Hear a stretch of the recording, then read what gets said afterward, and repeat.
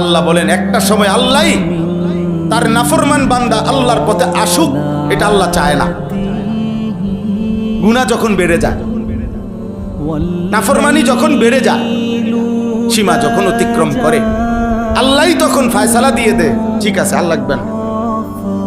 অনেক দিন তোকে বলাইছি, পৌঁছাইছি আমার কথা, তুমি কোনো পাত্তাই দিচ্ছ না, ঠিক আছে নাফরমান, আর লাগবে না। ওয়াকিলা কুদু মাআল কাঈদিন, আল্লাহর পক্ষ থেকে বলা হয়, হে নাফরমান, হে বেঈমান, আমার যেই সমস্ত বান্দা আমার ইবাদত থেকে বসে আছে, আমার ইবাদত বাদ দিয়ে বসে আছে, যা তুমি নাফরমানও ওদের সাথেই বসে থাকো, যাও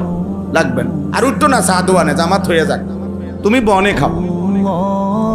তোমার মতো বেড়াইতে নামাজ পড়া লাগতো না, যা বনে তো খাইতে আসছো দুনিয়ায়, খাও বন খাও, বন খাও, চা খাও, বিড়ি খাও, দেখো আর কিছু আসেনি দোকানে, বিস্কুট আসেনি, লো খাও।